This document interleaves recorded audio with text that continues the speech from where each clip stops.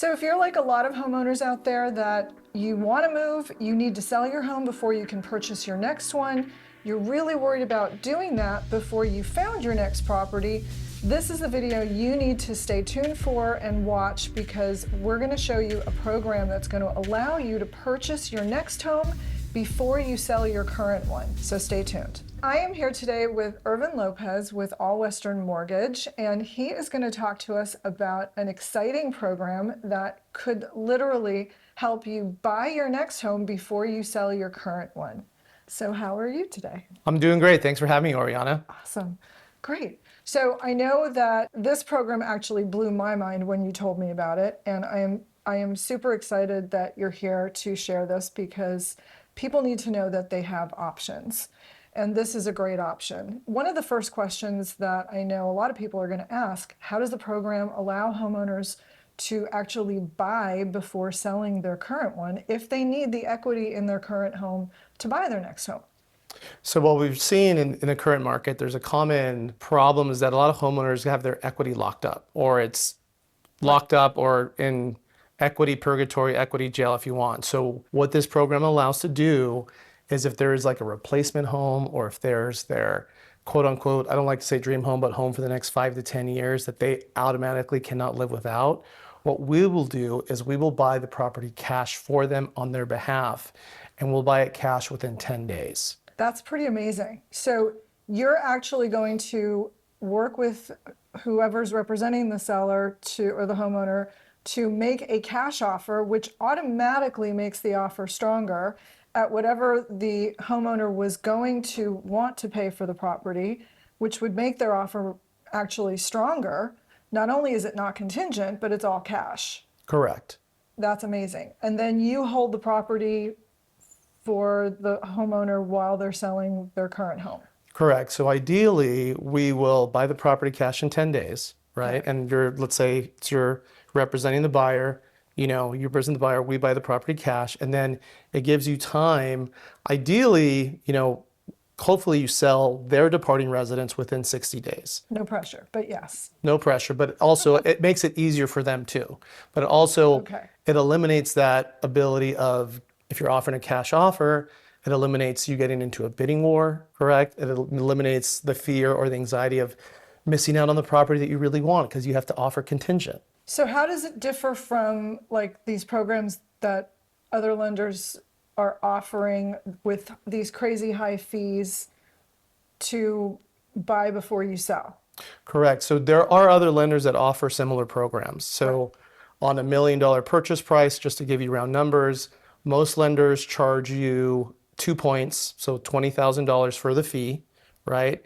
And there's typically the rate that they're offering is anywhere between 11 and 12%. Per month? Per month or per day, right? So they call it per day or per month. So, that's where pretty expensive. So it can become a lot of money. 100%, and that's where it turns a lot of people off. Some lenders use it as a hook, but they don't tell them the fine print. With our program, we call it the Home Simple program. It's not a profit center for us. So there is no points that we charge up front, okay? Obviously, what happens is we buy the property on our line of credit as a company. So on our LLC. So today's rate for that is 8%. So what we just pass on to the consumer or the borrower when they buy the property back from us is just the holding cost. So what we'd like to do is we set up a meeting with you and your client so they know the whole details of the ins and outs of the program. And also to motivate them, say, hey, the longer that we hold the property, the longer you got to pay us back. So it's in with your own incentive to get the property ready. Property ready and sold quickly. Yeah. And I know what you guys are going to ask. Well, how much is it going to cost me? We're getting there, so keep watching. So the second question I have is, what are the biggest misconceptions about buying before selling? I think the biggest misconceptions is the cost, right? Also, and lenders say they can do it, but are they really qualified? Do they have enough equity on the departing residence to qualify for that new payment as well?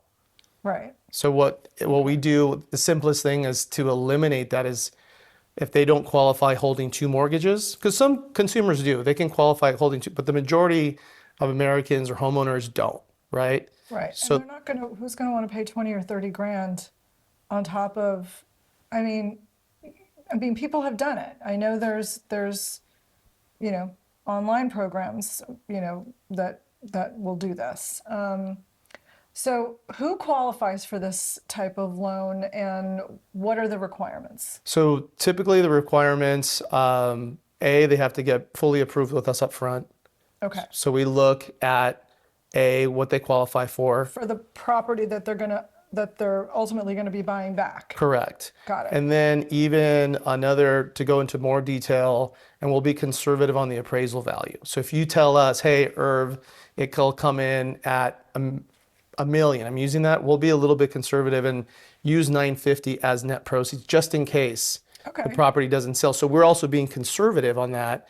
And then with that $50,000 delta, we also say, hey, Mr. and Mrs.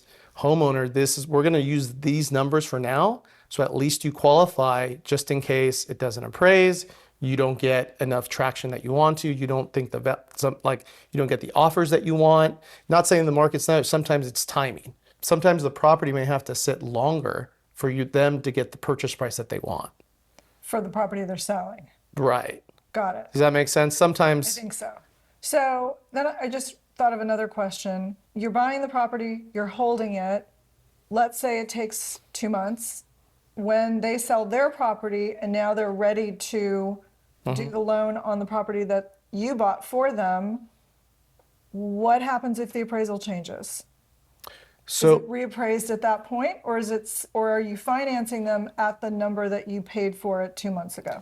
So that's a great question. So the appraisal that we have at purchase, that is the same appraisal that we use. I love that. Thank you, because anything can happen in 2 months. So that would be my question if I was going to do something like this. So how does this benefit sellers financially compared to the traditional process? They put their home on the market, they make it contingent on them finding their replacement property, the way that I've basically helped people buy and sell for years.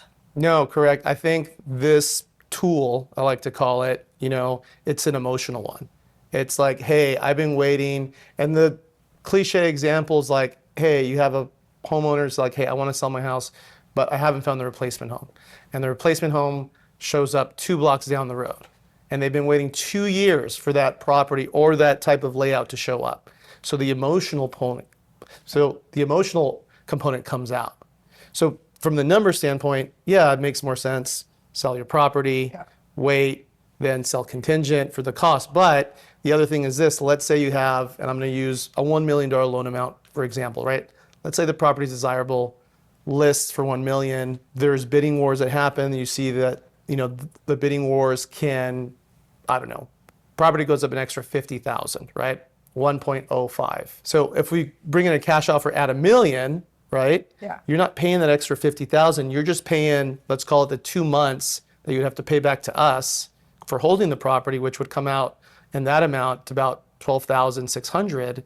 So yeah, you're paying the $12,600 delta or premium to us, but you're not paying an extra 50,000 to get into the bidding war.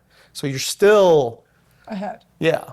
Where I see this being a real benefit, especially now that we're seeing bidding wars again with the interest rates dropping, is if somebody is going to have to sell and they are making contingent offers, a cash offer that can close quickly, especially if the property is vacant, is way more attractive to a seller than a contingent offer where a buyer has a property they need to sell first. So I think that's the most obvious, I think. So then I have a question for you. Is it easier to sell once the homeowners are out of the property? Oh, yeah. And then you can potentially stage or do whatever or clean it up or... Yes and no. It depends on the homeowners and what, and how their property shows.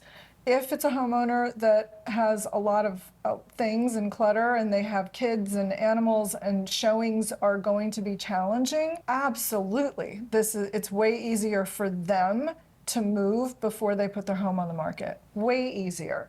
Then they don't have to deal with the hassles of keeping the house perfect, 24/7 and making it available for showings when they're trying to navigate kids and pets. So I think it just depends on the situation.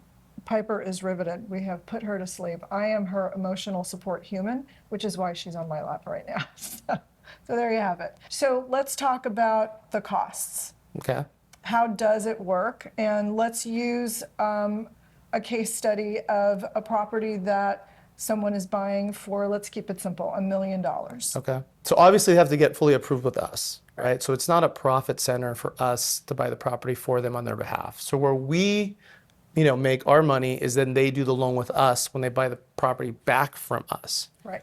So on an $1 million purchase price, for example, they do have to have their own liquids of 5% earnest money deposit with us. With you. So Yeah. they have a deposit in with you Correct. to hold the property, which to me sounds reasonable. Right. And then for each month that you're holding it, about what does that cost? So on a $1 million purchase price, that comes out to $6,666 per month at an 8% rate, or $222 a day. Now, in the extreme situation where you've gotten the property technically ready, ideal world, you can get it closed in 14 to 20 days.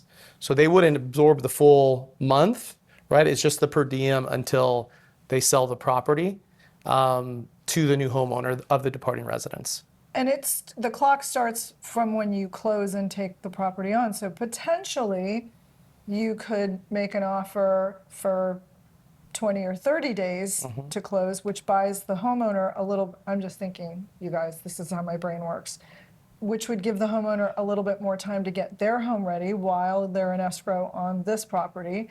And that would shave off some time from when the clock starts ticking after the close. Correct. So in theory, they may only need to pay for 14 days of per diem. So that 6,666 turns into 3,333. But, Yeah.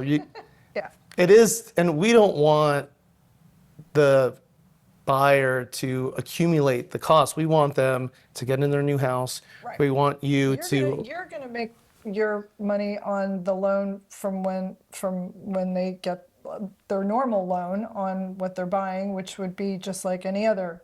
Like that loan isn't going to be affected. It would be the same as them buying a home and taking a loan out.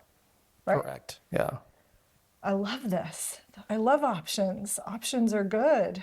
Yes. Yes, 100%. And it's a tool. It's a tool, but I think it's a great option. Right. And it eliminates, it's like, how do we provide value without charging the consumer exorbitant costs with an extremely high interest rate, and for them still to get the benefit of it? And then, it's a win-win.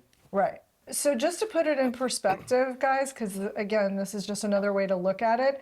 Let's say you sold your house and decided you were going to stay in an Airbnb while you were closing the deal on your new home. You're not even going to find an Airbnb or a hotel for $222 a day. So in my mind, that's where the value comes in, and you don't have this high percentage yield up front to do this buy before sell. And I think financially it's a great option or a great tool. No, I think it's 100%, because when you look at it, how long are they going to wait till that next property comes on the market? Yeah. And what other properties, year over year nationally, appreciation went up 4%. What if that next property doesn't come up for another 6 months to a year, and they're still buying that property at a higher price? Yes. No, I think it's a great option. Last question, unrelated to this, because of course I want to ask you what you're seeing with the rates, how you're seeing the changes in the market. Buyer applications have gone up. Just really quick, let's give me a market update. And Sure. Just whenever this video comes out, we are towards the end of March, and so go for it. Applications across the board for purchase and refinance are up 40% from a month ago. Rates have dipped about a percentage point here mid to late March from the holidays. Yeah. So if you're a first-time home buyer, a lot of them are opting to do a 7-year ARM at 5.875 that is available, because nobody likes a 6 in front of the rate. So, and if the rates are moving downwards, why lock yourself into a 30-year fixed at with much higher monthly payments. 100%. And I think it's right now with the nasty T word that's going on with tariffs, it's creating volatility in the market. So it's creating a safety net for bonds, and that's why rates have dropped in the past At least few one weeks. good thing is coming out of this. That's Yeah. a whole nother conversation. Conversation for another day. Conversation for another day, different video. All right, well, thank you very much, Irvin. I appreciate it. You guys, you really should check out this buy before sell program. If you have questions, the QR code is on the screen. Reach out. Happy to put you in touch with Irvin, and his information will be down below. And if you are thinking about buying and selling, check out our next video. Thanks.